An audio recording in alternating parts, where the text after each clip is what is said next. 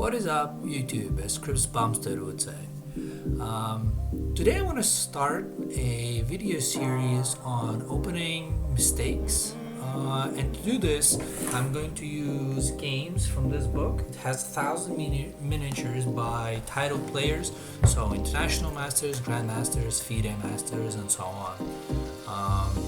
And the goal here is that both you and I learn something. So I recently started taking chess lessons, and my teacher gave me this book, and he kind of said, let's see how many games you'll get through out of 1,000 in 2-3 months.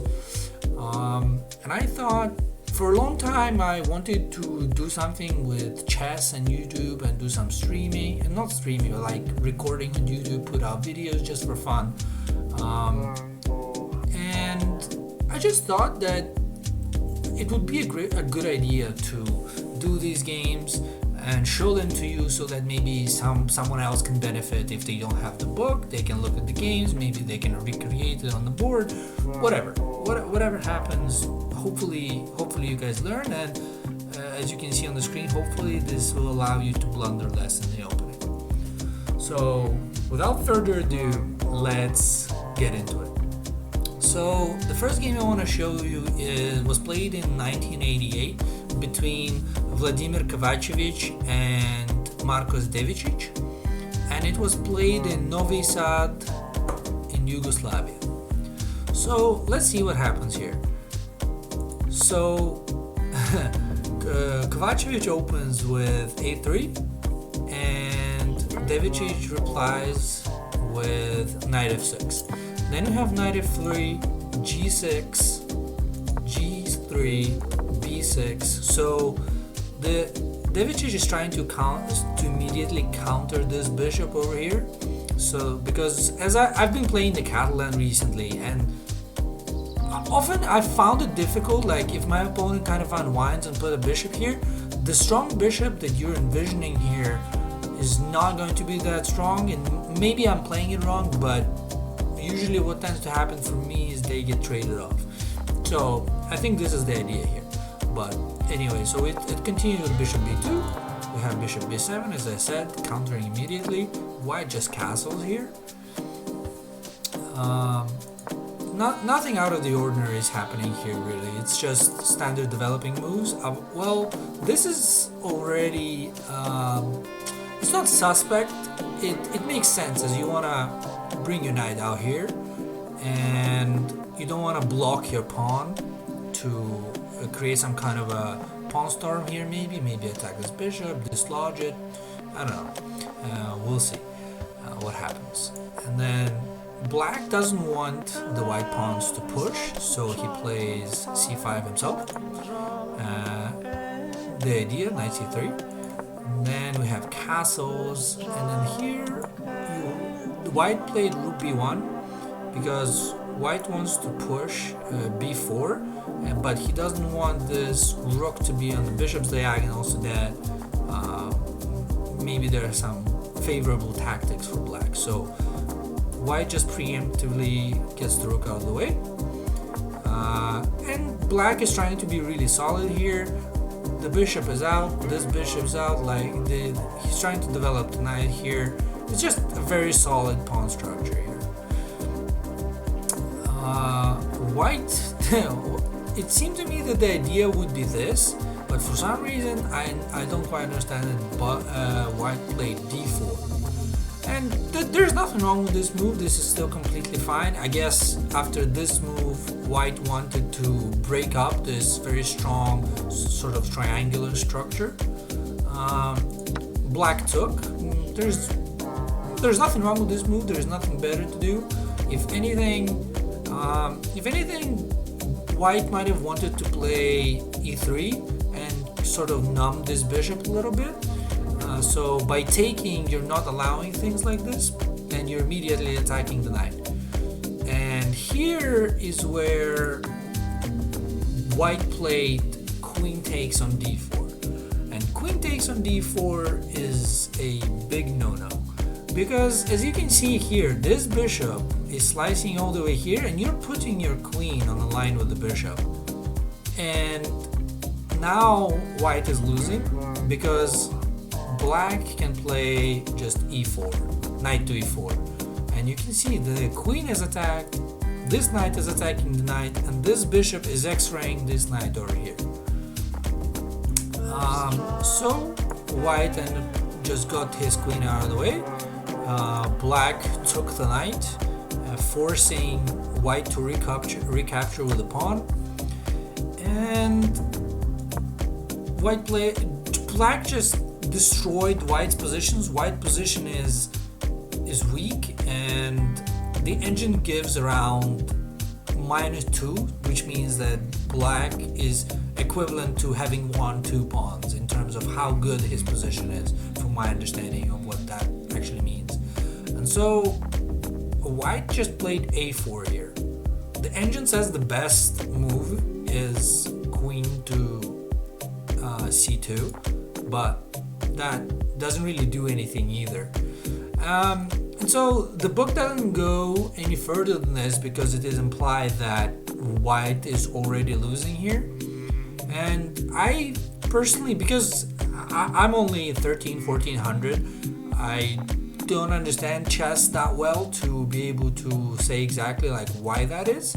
So I wanted to see a couple of moves, so I'm going to show them to you too. So the game could have continued from here with the best engine moves that I was able to find. You move the knight and you attack the queen.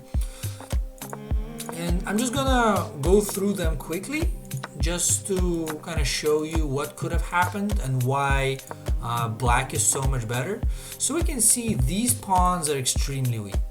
Like this pawn and this pawn, they're extremely weak, and as you will see very soon, it will be easy to attack them, and white will not be able to defend them. And of course, white cannot push because black just takes this way or this way, probably this way.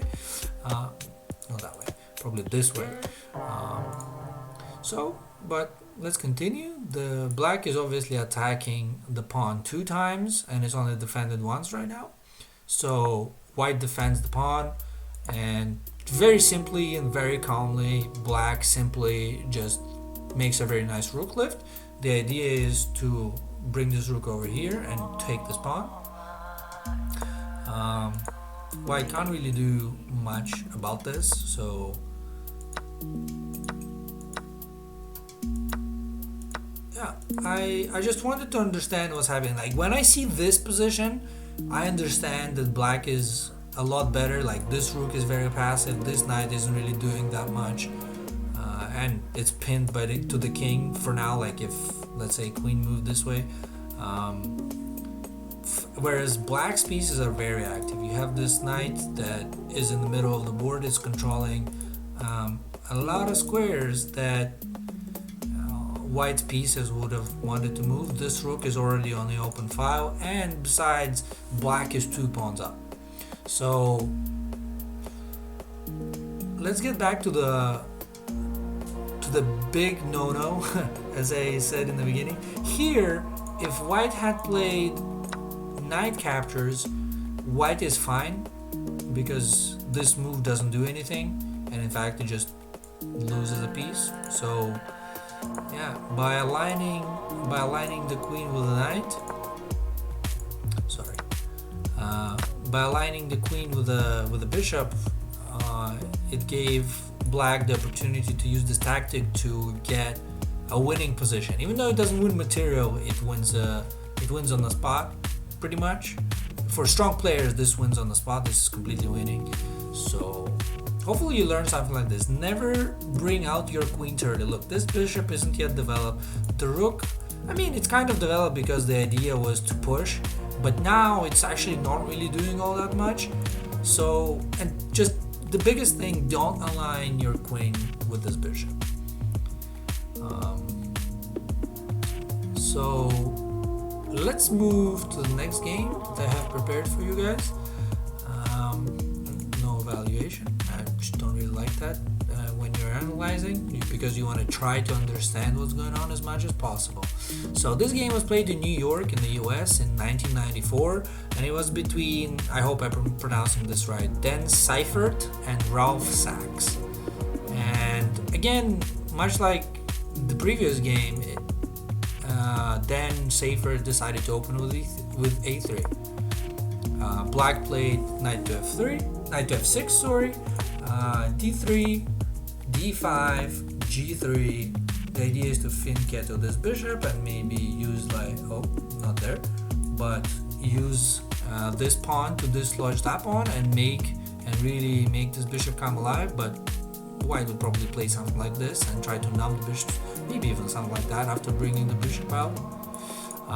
But anyway, yeah, that's the idea. So White just continues to expand in the center. They're trying to control all these squares. So White decided to continue with the plan of g2, bishop to g2, attacking this pawn and trying to use this diagonal later on. And White just developed naturally with bishop to c5. And here, even though this seems like a very normal position, what could go wrong? White played knight to d2, and believe it or not, White is completely losing here.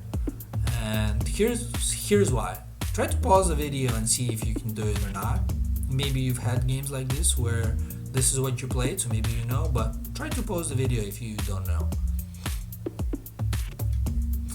Okay, so Black just took on f2 here. And the thing about this move is, if you don't capture the bishop, if you move to the side, you've just lost the pawn, your king can't castle, and your position is going to be just terrible. You're going to get attacked and you're probably going to get checkmated. And if not, you will lose a lot of material defending and you will lose anyway. So White has nothing better to do. White decided to just capture the bishop, and now we have knight to g4 check. And what's interesting here is no matter what you do pretty much, I mean, of course you don't want to go out the board really, because the knight is defended, you're not really threatening anything, and White is going to just checkmate you. Black, sorry, is going to checkmate White very quickly.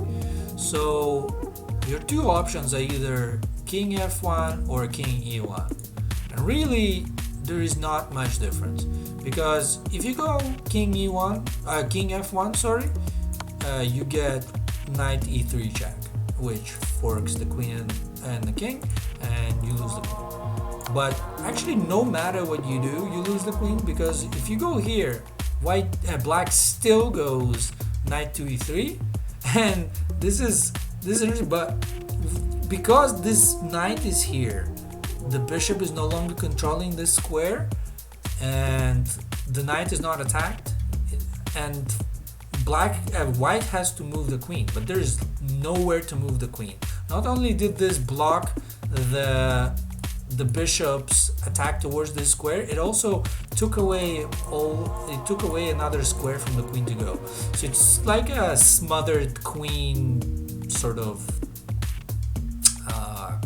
loss. I don't know what to say, how to call it, but it's not a smothered mate. But if this was a king, we would call it a smothered mate, but this is a queen and you're just completely losing here. So let's go back and show the critical moment. The critical moment happened when White played knight to d2, and you have to always be very careful when this bishop is attacking this pawn and this knight is already developed. You have to be very careful not to let your opponent check. You always have to be on the lookout for this kind of a check, because it's very forcing and it opens up the queen, and a lot of tactics can happen.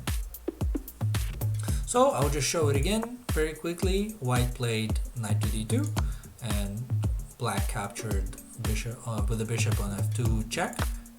Black took check, and White resigned here because there's nothing to do. You're losing the queen for a knight. Basically, you are losing a queen for a pawn and the bishop, and this is completely winning because the White's king is also very, very open. So there is no compensation whatsoever. Let's see the next one. This will be the last game I'm going to show you guys, and it features a slightly not slightly, it features a different opening on the same side of the board, maybe a bit more ambitious opening. But this game was played in 1981 in the town of Chor in Germany. And the game was played between Ernst Schuller and Günther Ennig. I hope I said that right. That name seems very difficult to pronounce. Let's see what happened here. Mr. Schuller played the Polish opening. He played b4 in the first move. Black responded with a5, already something that I never do, but you can see the evaluation here. This is equal, but let's get rid of the evaluation. White played a5, and white pushed, gaining more space, b5, c6, and then a4. Just defending this pawn. If you take, I'll take, and I'll open my rook, and maybe good things will happen. Who knows? So white took, just exactly what happened, and then black just played d5. White responded with bishop to b2, trying to use this diagonal if this bishop ever moves, or black isn't careful. Just fianchettoing the bishop. Black just calmly plays e6. Then we have e3. Knight to d7, just standard developing moves. You don't want to, obviously you can't go here because the pawn is controlling, and because white doesn't have the a pawn and black's d pawn is already on d5, you can't imagine the white pawn getting here and attacking this square. So the idea is to put the knight here where it will control some squares. So white responded with knight to f3. We have, continuing with the plan, knight b6.